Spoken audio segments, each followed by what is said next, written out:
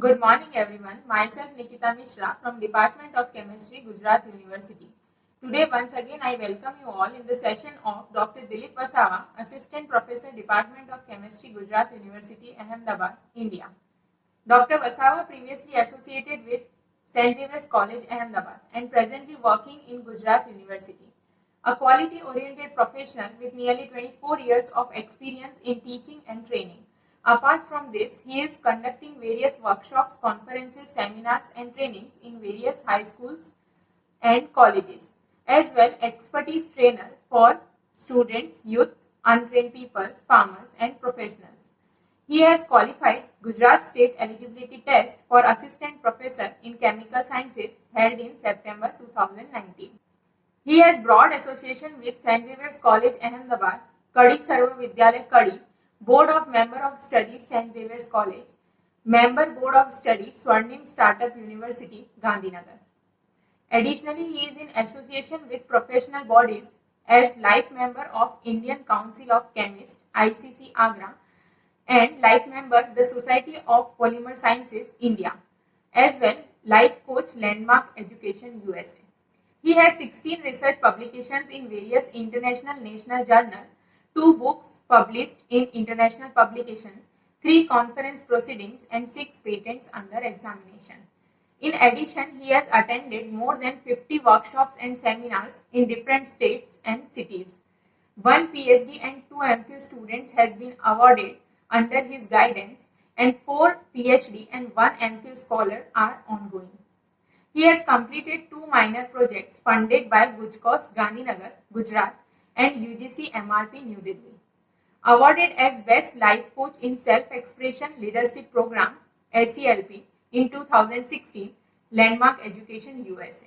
Appreciation Award for Social Activity in 2019 from Samgat, Ahmedabad. He has delivered more than 50 invited talks in conferences, seminars, workshops and coursework. Worked as organizing secretary and convener for the international, national, state level conferences, seminars, workshops, quiz, elocutions and other activities. He is also an active coordinator for NET/SLET Remedial Education Program in Department of Chemistry, Gujarat University. He is reviewer in various international publications like American Chemical Society, Bentham Science, Elsevier, Sage Publication, Polymer, MDPI, Switzerland, and many more. In addition, he is also a reviewer for Research Grant Proposal, National Science Academy, Poland. His thrust area of research includes high-performance polymers, biodegradable polymers, nanotechnology and nanocomposites, liquid crystal, green chemistry, and organic synthesis. And presently, he is doing an active coordinatorship for online refresher course in chemistry. Thank you. Good morning all. First of all, I would like to thanks to Dr. Jagdish Joshi sir, Director HRDC Gujarat University, for giving me an opportunity to be a coordinator of online refresher course in chemistry. I also thankful to HRDC for giving me an opportunity to deliver a talk. Thank you. Namaskar. Today I will share my idea on principles of green chemistry and applications of the green chemistry in organic synthesis. So, welcome to this session. So basically, green chemistry is a design of any of the chemical compound, including the process, and the ultimate goal is to eliminate the use or generation of the hazardous substances. So it applies the entire life cycle of the chemical compound that is produced. And when we are saying that the entire life of the chemical compound means it can be from design to degradation, and the effect of it should be minimized. And that is why we could say that the green chemistry is the sustainable chemistry. It is ultimately the philosophy of green chemistry can apply to all the fields of the chemistry, and it is actually the innovation. It is actually the scientific solution to the real world environmental problem that world is suffering today.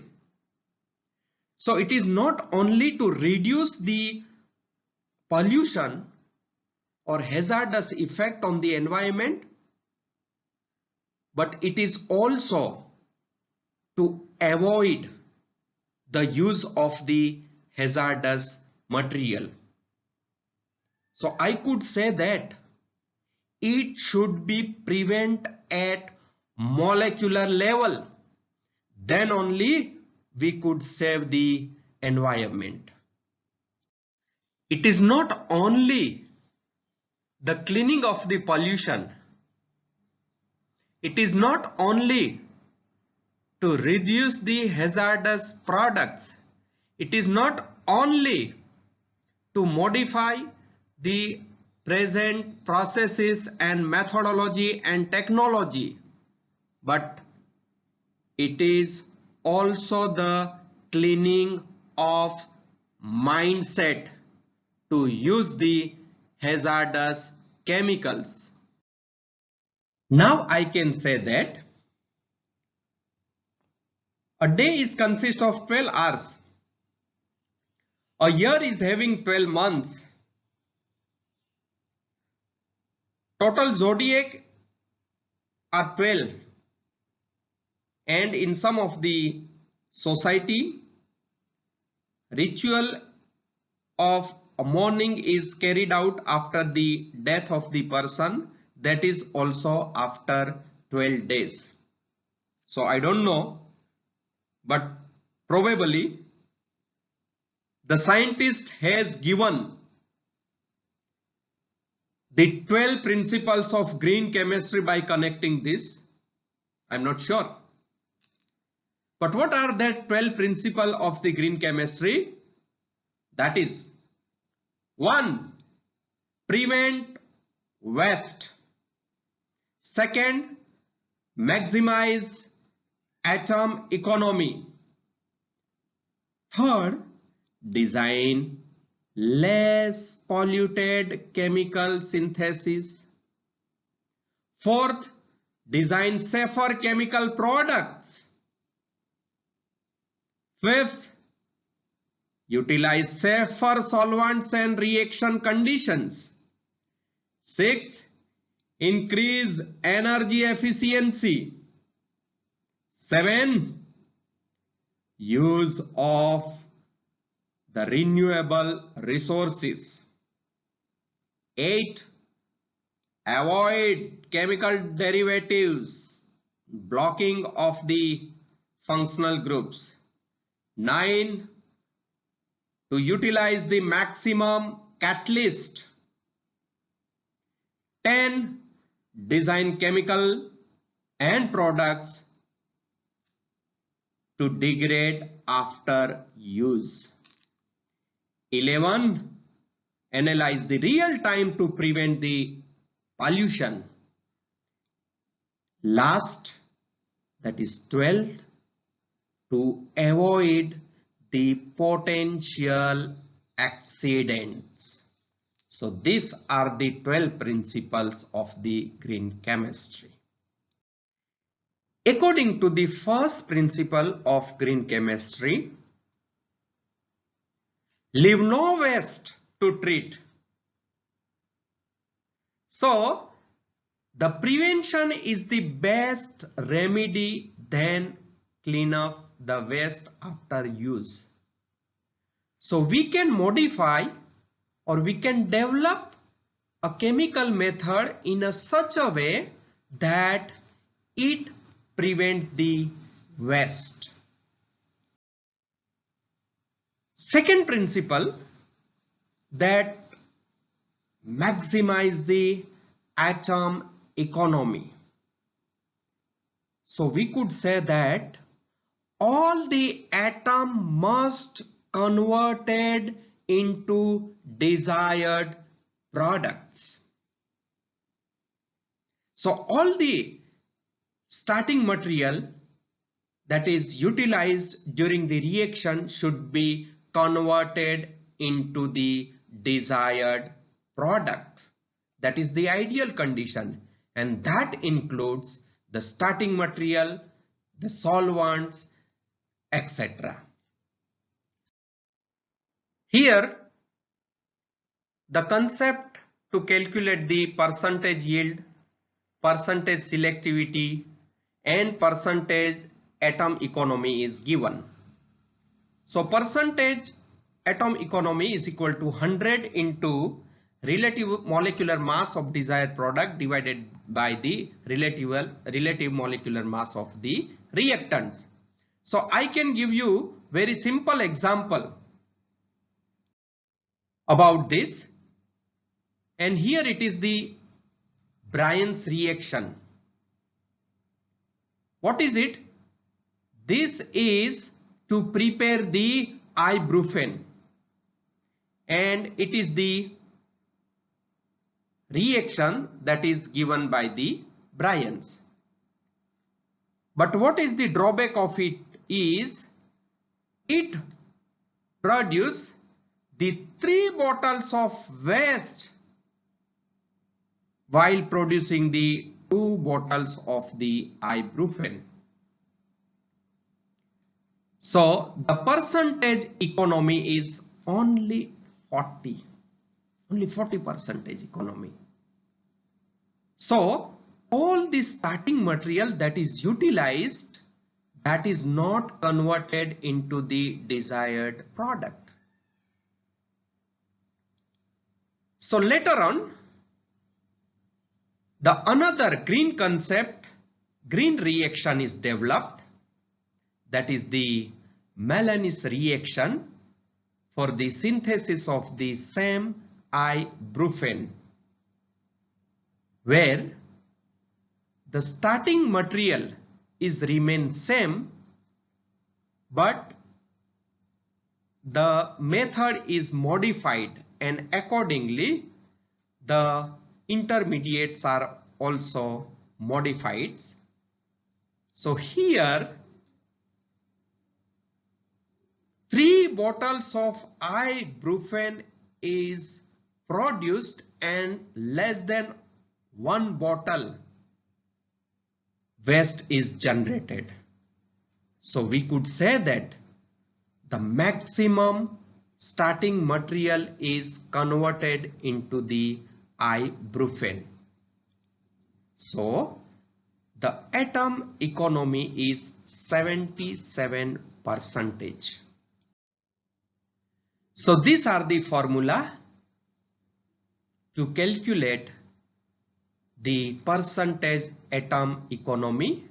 So this one is calculated for the first reaction, that is only 40% economy, but here in the green reaction it is 77%. According to this principle, the third principle, the design of the synthesis method is in a such a way that it does not generate any lethal or toxic products either to the human or the entire environment. So being a researcher, being a chemistry teacher, it is our job to ensure that what stuff is going to the flask, because our aim is to utilize all the starting material to the product. So here I had given an example to synthesize the polymer. So with the starting material of the bisphenol, the polymer is synthesized by using the phosgene. Now phosgene is very toxic material, and during the process CH2Cl2 is also utilized, and the product that is obtained, that is contaminated with the Cl impurities. But now the safer method is this, and the starting material is same, but in place of the phosgene, diphenyl carbonate is utilized, and also in place of the CH2Cl2, phenol is utilized, and same polymer is produced. So here we could say that the phosgene gas that is hazardous, that is not utilized. Also CH2Cl2 is also not utilized, and high quality product is obtained. It is required to produce the safer chemicals. So that safer chemical should not harm to the environment. So being a chemistry professor, it is our job to understand the whole mechanism of the reaction, the hazardous relationship, and then we could utilize the chemicals for the synthesis of the desired product. So our planet is the precious, and we could utilize the safer product for ourselves as well as for our planet. Along with that, along with the synthesis method, we are using the solvents or additives, auxiliaries, catalyst. So the auxiliaries that we are utilizing, that is also should be environmental friendly. It is advisable that we should avoid the solvents, we should avoid the additives, but if it is required during the synthesis, then we should utilize the green. And nature has given enough. Nature is giving the green solvents in the form of the ionic liquids or in the form of the green solvents. Now it is our job to design the green method. The key issue of the 21st century in the world is the energy. Being a chemist, it is required to understand the energy, and here I can say that enthalpy and entropy. We could train ourselves, we could understand the delta H in the Gibbs free energy equation, heat of formation, heat of vaporization, enthalpy, exothermic, endothermic reaction. So this energy relationship should be studied. And it is advised to carry out the reaction at room temperature or at lower pressure. So ultimately it is the critical aspect to design the synthesis method. The another aspect of green chemistry is to utilize the renewable feedstock. So now this is the time to have the collaboration with the different experts. It is the collaboration between the different disciplines, including biotechnology, agronomy, toxicology, physics, engineering, and other fields, because it is required to utilize the feedstock, that is the renewable, and mainly that is the agricultural products. Last year, you are familiar with the issue of Delhi, that pollution was created. Now it was not only due to the burning of the renewable feedstock by the farmers, but that may be one of the reason. So by using that, by converting that feedstock, it is possible to degrade the pollution. Here, the corn starch obtained from the corn can be converted into the packing material. Now, according to this principle, reduce the derivatives, and ultimately, if we reduce the number of steps, automatically the intermediate will reduce.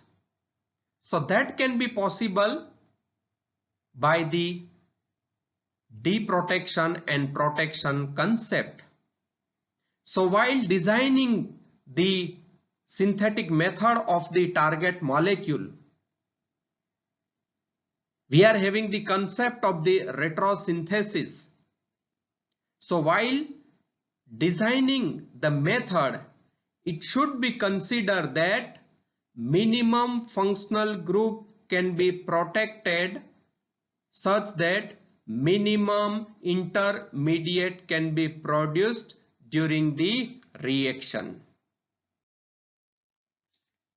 According to the ninth principle, the uses of the catalyst. Initially, in the conventional method, organic reagents were utilized. Later on, the development was taken place, and then the metal catalysts are utilized, and nowadays also it is utilized. And if we go further, nowadays the nano material is utilized as a catalyst. So this is the one of the best way for the greener concept. Now this catalyst involves the homogeneous catalyst and homogeneous catalyst. Along with that, the nature has given the catalyst, that is the enzymes. So here, this is the standard reaction, that is a conventional reaction that is given for the formation of the desired product.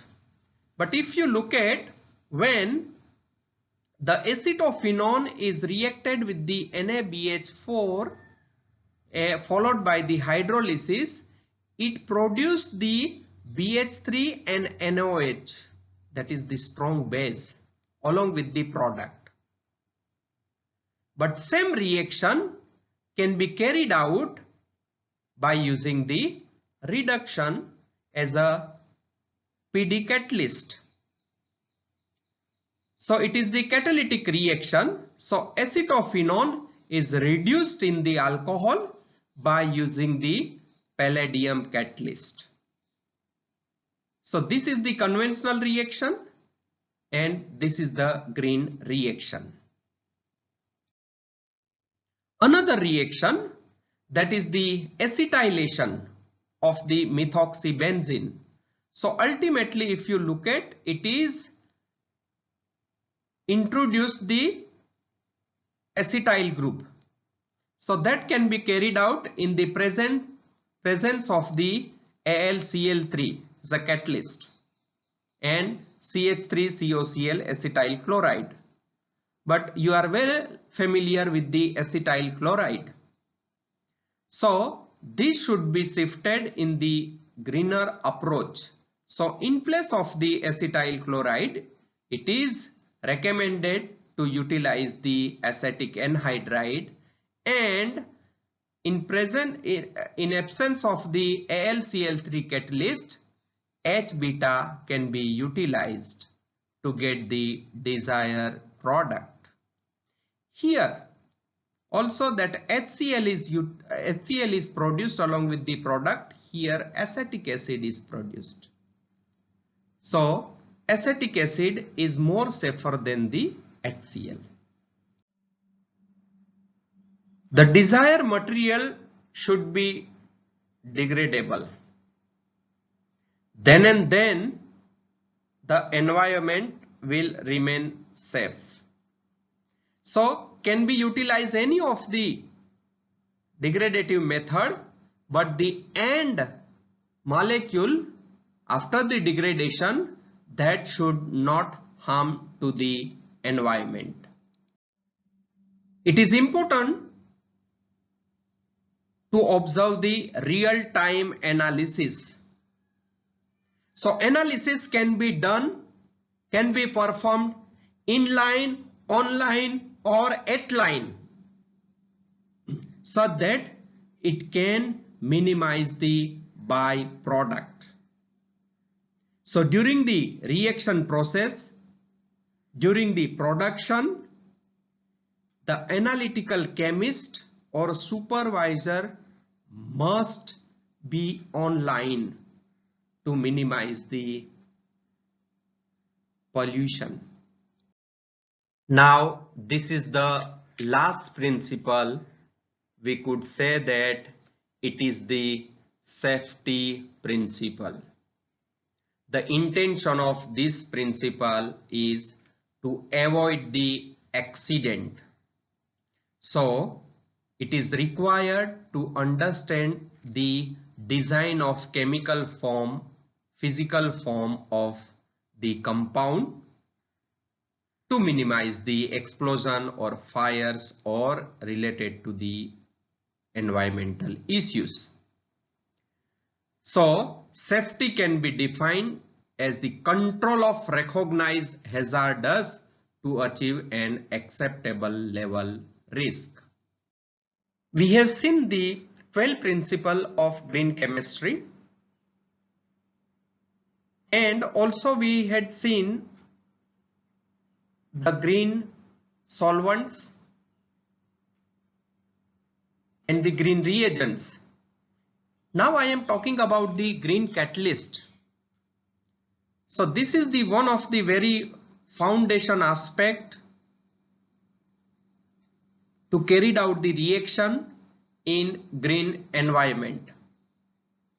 So green catalyst is the eco-friendly catalyst. It can be regenerated or reused multiple times in the chemical reaction. So ultimately it produces the minimum waste. So during the chemical transformation, it required the minimum quantity of the catalyst,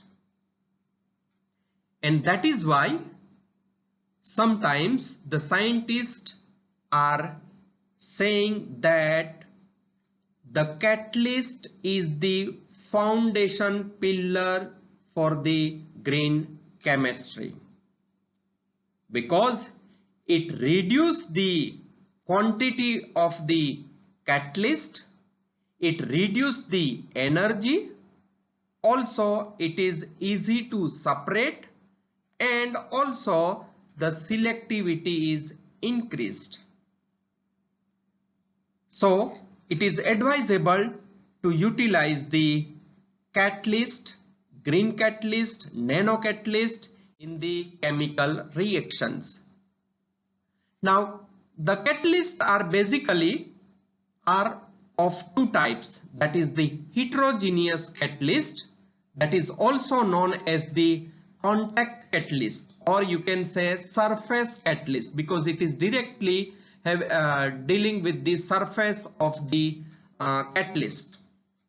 And another type is the homogeneous catalyst, because the phase of the catalyst is same as a substrate. So here it is the basic difference of the heterogeneous catalyst and homogeneous catalyst is given. Both are having the advantages and disadvantages, but the heterogeneous catalyst is more suitable because it is having the distinct solid phase, or it is easy to separate out, where the homogeneous is often difficult to separate. The heterogeneous is sensitive to poisonous. Here it is the robust to poisonous in the homogeneous.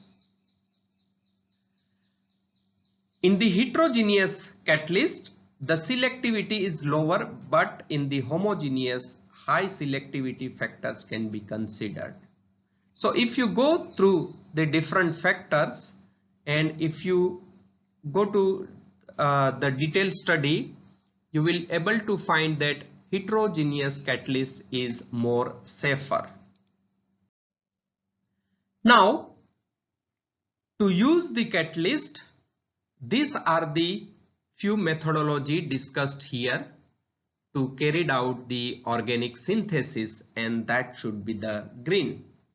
So it should be the phase transfer catalyst or ionic liquids, or can be utilized the microwave induced green synthetic reactions or aqueous phase reaction or organic synthesis in the solid state, or by utilize the ultrasound assisted green synthesis. So these are the advantages of the phase transfer catalyst. So higher productivity of the product, higher selectivity, ease of the product separation, and uses of the less hazardous solvents in the presence of the phase transfer catalyst. These are the few examples of the phase transfer catalyst. So epoxidation of the alkanes, or you can say the oxidation of the benzene to phenol, or oxidation of sulfide to sulfones can be carried out by using the phase transfer catalyst. This is the very simple example that is given by using the phase transfer catalyst. So the reaction of the cyclohexane in presence of the chloroform and the NaOH, only 0.5% product is formed in the absence of the catalyst. But when the phase transfer catalyst is utilized, the yield is increased from 0.5% to 60 to 70%. Another methodology is the microwave induced green synthesis. In that, it can be carried out of two types, that is microwave assisted reaction in water, and second, that can be the solvent free reaction. Here, very simple example of microwave induced reaction is taken, and that is the nitration. So we are well familiar with the conventional method of the nitration. So nitration can be carried out in presence of the concentrate HNO3 and H2SO4 to produce the nitronium ion. So phenol is nitrated and form the para-nitrophenol by using the concentrate HNO3 and H2SO4. But the same reaction is carried out in presence of the microwave energy and in the presence of the copper nitrate. So phenol is nitrated in presence of the copper nitrate and acetic acid. It required only 1 minute to form the desired para-nitrophenol product. Whereas in the conventional method, it takes around 1.5 hours. Here in microwave, it takes only 1 minute. So energy is saved. Here the another example we have taken, that is the deprotection of the methoxy group, or it can converted into the phenol. So this is the condition for the conventional method and this is the condition for the green method. So microwave device is utilized to carry out this reaction. So what is the major difference you can notice here is, in the conventional method it required the 72 hours, but in the green method by using the microwave radiation it required only 5 minutes. So these are the best example to discuss the green synthesis by using the microwave radiation. So here we will take the very simple example, that is the Cannizzaro reaction. This is the conventional method of the Cannizzaro reaction, in which the benzaldehyde, 2 moles of the benzaldehyde is condensed in presence of the strong base for around 2 hours to form the benzoic acid and benzyl alcohol. So that we are performing in the laboratory. But now in the green method, we are not utilizing the strong base. We are utilizing the barium hydroxide, that is weak base. In the conventional method, it was taking 2 hours to form the benzoic acid and benzyl alcohol, but here it takes only 10 minutes. So within a 10 minutes, the product is formed. In the conventional method, around 70% yield is obtaining, whereas in the ultrasound method, in green method, it goes up to 100%. Another example of the green is carried out in the aqueous phase. So it is the type of the aqueous phase reaction. So this is the Novangel condensation reaction, where the ketone or aldehyde gets converted into olefinic compound. So conjugated enone is formed by using the ketone, active methylene, and the base, that is the piperidine. Now same reaction is carried out with the aqueous phase, in which the water is utilized as a solvent and reaction is carried out within very short period of time and gives the product around 95%. So this is also another concept to carry out the reaction in aqueous phase. The basic question is here that why do we go green? So if you look at the history of India and world, lots of chemical accidents are taken place. The famous example in India is the Bhopal tragedy taken place at the Bhopal in 1984 on 3rd December, where methyl isocyanide gas was leaked and around 3,500 people died immediately and 15,000 people were died later on due to the poisonous gas, that is the methyl isocyanide. So what was it? So they have utilized the phosgene with the methylamine, and during the formation of the product, methyl isocyanide was produced and this gas was leaked and it was converted into number of deaths.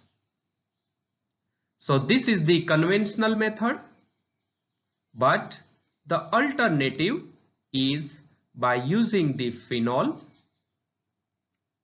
in presence of the COCl2. With the step of the reaction, same product is formed. But the difference is here in this method, the methyl isocyanide, that is the poisonous gas, is not formed. Very recently, during the lockdown, in the month of May, Vizag gas leak tragedy taken place, where the few people were died. If you look at the world, so many accidents are taken place so far. So that is why the green concept is. So now we will discuss how to go green. So one of the concept already we have said, that is by using the nanomaterial, nanoparticles in the organic synthesis. So we have discussed the homogeneous catalyst, we have also seen the heterogeneous catalyst, but here due to the high activity, high selectivity, excellent stability, easy to separate, it is also energy efficient and atom economy. Due to this reason, we are going to use the nanocatalyst in the organic synthesis. For synthesis of the nanoparticles, two basic methods are utilized, and in our work also we have utilized these two methods, that is the top down approach and bottom up approach, with which it is possible to synthesize the nanomaterial by both the method, that is the top down and the bottom up approach. So here we have utilized the sol gel method for the preparation of the uniform nanoparticles. So in which the pictorial presentation of Sol-Gel method is mentioned here. So it is utilized to prepare the dense film type nanomaterial. It is utilized to prepare the bulk nanomaterial. Sol-Gel method is also utilized to prepare the aerogel and also for the uniform nanoparticles. So this method is utilized to synthesize the nanomaterial in our work. Now, once the nanomaterial is synthesized, now it is required to have the support, because this provides the surface. So supported metal nanocatalyst is required.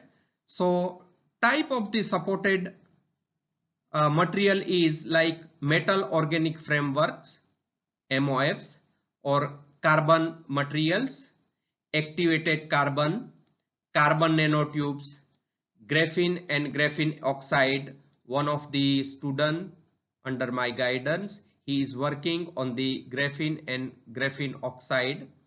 Then the natural polymer, synthetic polymer, clays, metal oxide, zeolite, and graphitic carbon nitride and boron nitride.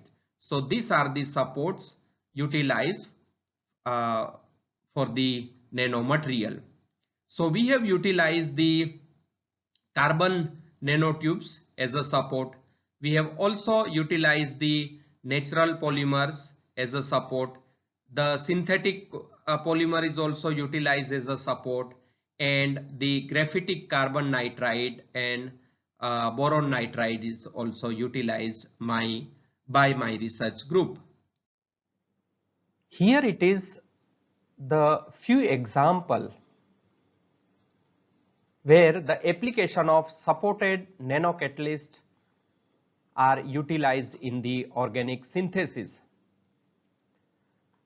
So if you look at this, it is the type of the A3 coupling reaction where supported silver nanoparticles are utilized. In the second reaction, again it is the supported Ag nanoparticles are utilized.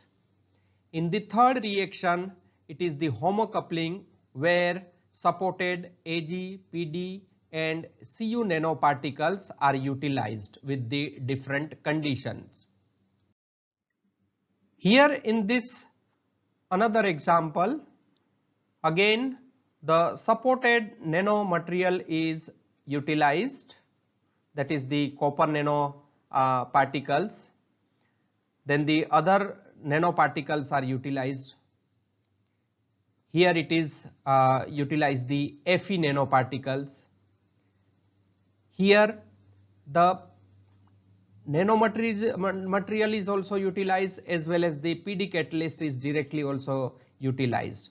So both the things are possible, conventional method also, and with the same product is obtained by using the nanoparticle as a catalyst. Here few more examples of it is given, where the supported palladium nanoparticles are utilized with the base. Here gold nanoparticles are utilized. Here again the copper, gold, palladium nanoparticles are utilized. So all these reactions you have seen, that is of the CH activation by utilizing the different nanoparticles, and the different supports are utilized. Here few examples of the famous name reactions are given, where Hiyama coupling reaction, Suzuki coupling reaction, Hake reaction, Sonogasira coupling. So these are the famous name reaction that is given by the conventional reaction, but that same reaction can be carried out with the support of the any of the nano catalyst. So here in the Hiyama coupling reaction, scientist has reported the reaction by taking the palladium and gold nanoparticles as a catalyst. Suzuki-Miyara coupling reactions are also reported in the palladium and gold nanoparticles. In the same way, Heck coupling reaction and the Sonogasira coupling reaction. So these are the famous name reaction based on the palladium catalyst with the different base, but here it is reported with the different nano catalyst utilized, and that is the ultimate goal by using the nanoparticles. By looking to the previous reaction as discussed so far, it is very important to develop the carbon-carbon new bond or carbon heteroatom like CN-CS-CO bond. And it is also very important to use the greener approach. So the scientists are interested to develop the new compound that are utilized in the medicinal chemistry or pharmaceutical chemistry or in polymer chemistry. So due to the generation of the CC linkage, it is also possible to introduce to the desired functional group. So here we have reported the sum of the new molecules along with the functional group. This work is published by my research group. We have prepared propylgylamine and 1,3-butadiene by using the graphitic supported Ag nanoparticles, and that is published in the Chemistry Select. You may refer this paper. It is available in the Chemistry Select where it is published. Carbon nitride and the graphitic carbon nitride is synthesized by the reported method, and later on it was synthesized graphitic supported silver nanoparticles.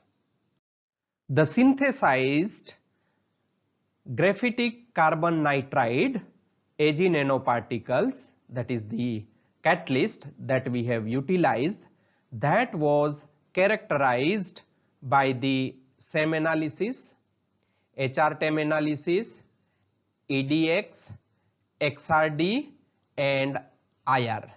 So any of the nanocatalyst can be characterized by these techniques. So here in this work we have confirmed the catalyst by these techniques. SEM analysis is utilized to study the surface morphology. So here this is the SEM analysis of Ag nanoparticles supported on graphitic carbon nitride. So here in the figure A, it is the same images of the graphitic carbon nitride. It looks like a flower. Now when Ag nanoparticles are doped on the supported carbon nitride, so the rough surface is seen, that is the figure B.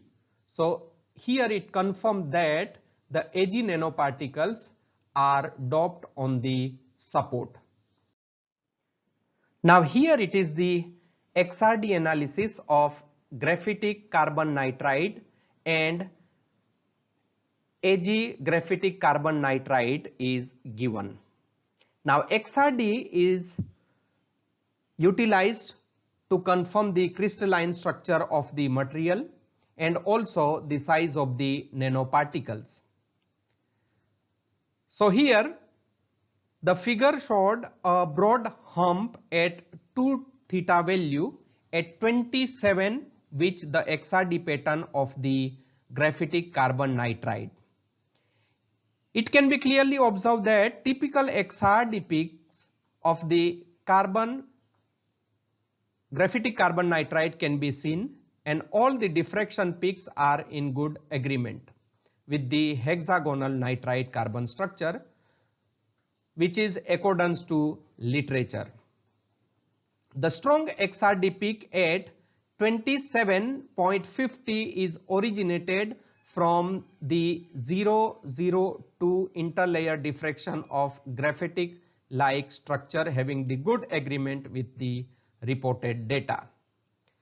The X-ray diffraction displayed the Bragg's peak at 38.43, then 44.08, 64.66 and 77.40, conferring the 111, 200, 220 and 311 facts of the face-centered cubic symmetry of the silver nanoparticles pattern,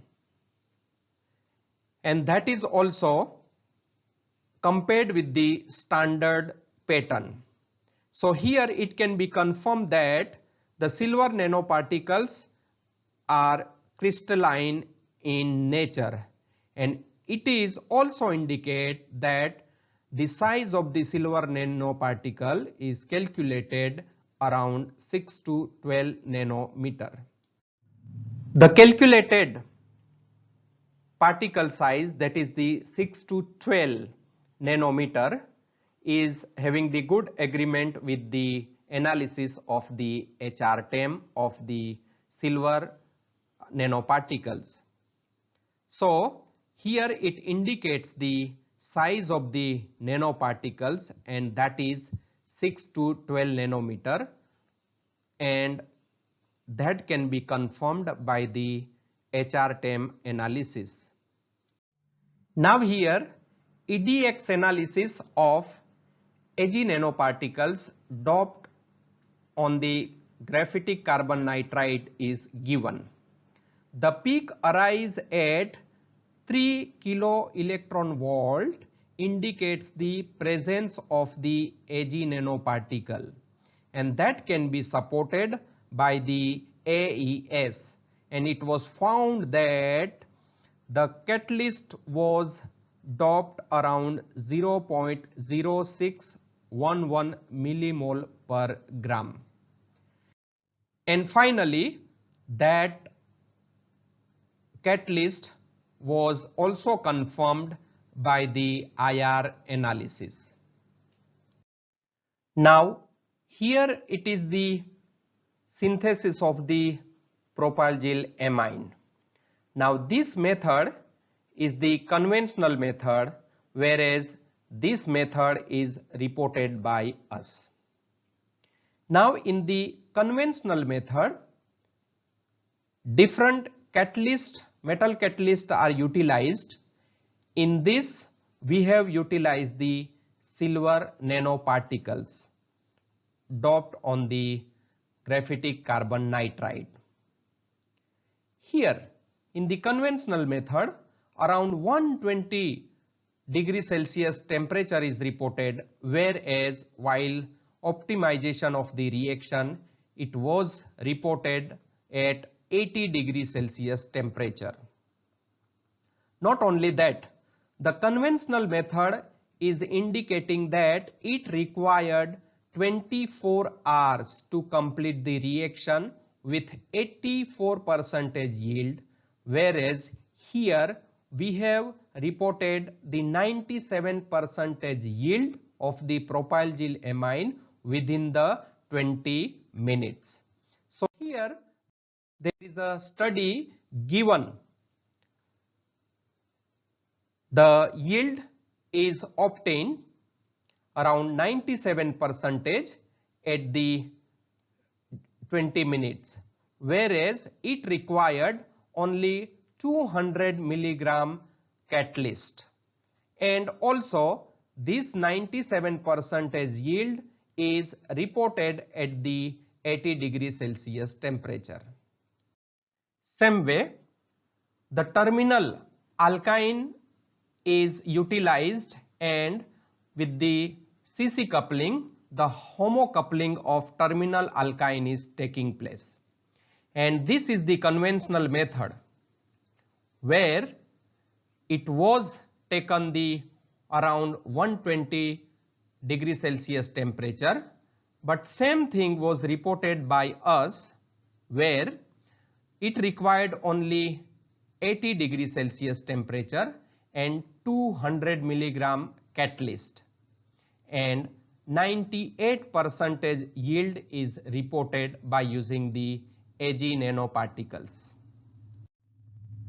This is the possible mechanism of the homocoupling reaction of the terminal alkyne. The recyclability of the catalyst is the key factor of the heterogeneous catalyst. So here the catalyst is recycled after the reaction, and it gives the effective result till the 7 run. After the 7 run, the activity of the catalyst is slightly decreased. Here the post reaction TEM investigation is given. So TEM analysis of the post reaction after 7 run is taken. So less Ag nanoparticles are lost during the reaction. And finally the product propylgyl amine is produced, that is confirmed by the 1H NMR, and the homocoupling reaction was taken place, and that also was confirmed by the 1H NMR and the mass spectra. In the same way, our research group has reported this work recently in 2020, the synthesis of the Ynone by using the Ag nanoparticles doped in the graphitic carbon nitride. So here this work is just carried out in the visible light, and this work is published in the Chem journal with the 4.5 impact factor. Now Ynone is utilized to synthesize the different heterocycles. So in the literature all these heterocycles are reported from the Ynone. So we have reported this Ynone by using the Ag nanoparticles.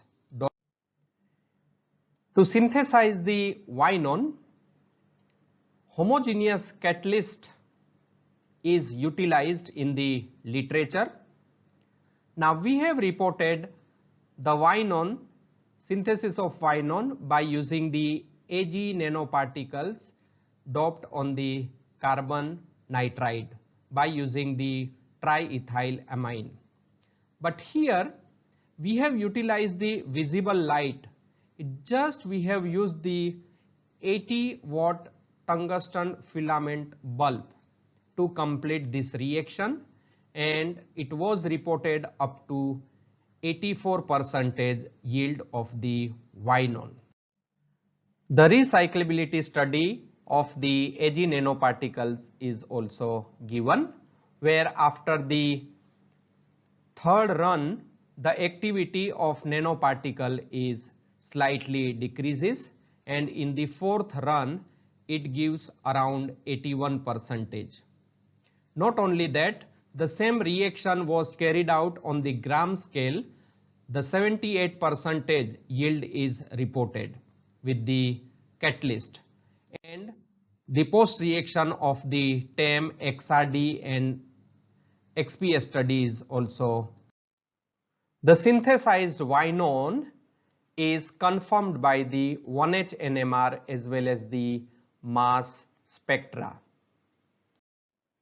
Again here the another work is reported by our research group, where it is also the coupling reaction, but here we have utilized the polystyrene as a support and copper nanoparticles are utilized.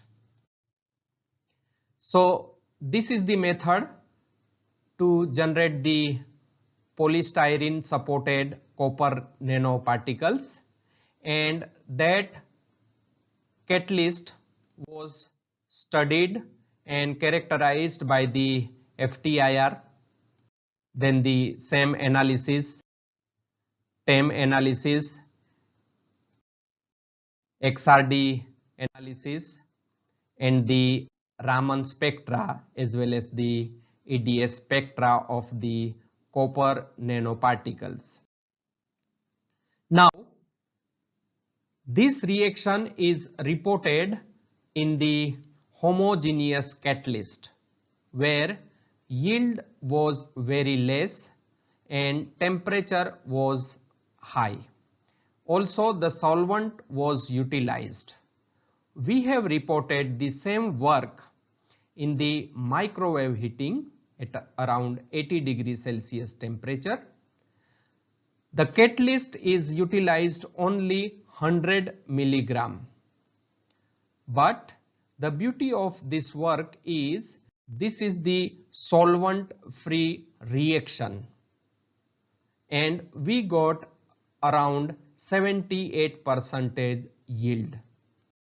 So this is also good example of the solvent free reaction.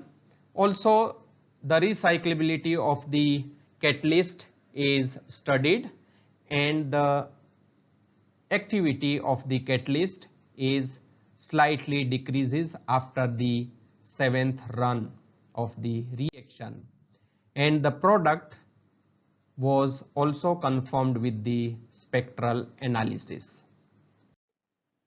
Very recently, we have also reported the another work in the chemistry select, that is the Sono-Gashira coupling reaction, where copper nanoparticles are utilized and support is taken as a polystyrene resin matrix.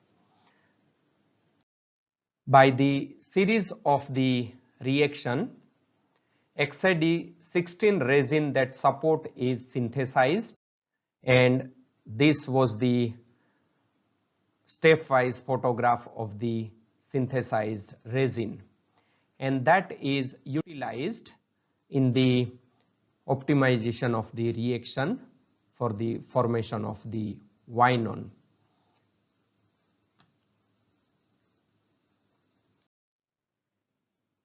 Now here I can conclude this session. We have synthesized the different nanocatalysts like Ag nanocatalyst, copper nanocatalyst and the palladium catalyst, and that catalyst is doped in the different supports, and the synthesized catalyst is characterized by the various techniques like SEM, HRTEM, EDX, XDS, XPS and IR spectroscopy. It was found that the heterogeneous catalyst was utilized and yield was achieved up to 98%. It is also found that the recyclability and the reusability of the catalyst. The synthesized catalyst is easily utilized up to 7 to 8 runs with good stability. Now the synthesized nanoparticles are having the size between 6 to 12 nanometer. The beauty of this work is the quantity of the nanoparticles are utilized very low, and that is around 0.06112 to 0.0531 millimole per gram. Along with that, the different factors are also studied like E factor, atom economy, tone and TOF factor. So here I can say that we have applied the green chemistry principles, and it was these reactions are the energy efficient and environmental friendly. So I thankful to Gujarat University. I also thankful to Department of Chemistry, Gujarat University. My special thanks to my research group, Nikita Mishra, Sheetal Patel, Tejas Shah, Sunil Patel, Himanshu, Dinesh, Siddhi Panchal and Rusvi Gandhi for their constant and selfless support. Thank you so much. If you are having any query, any doubts, please feel free to communicate on my WhatsApp number or the email given to you. Thank you so much. Thank you very much, sir. It was very nice and informative session for all. Thank you very much once again.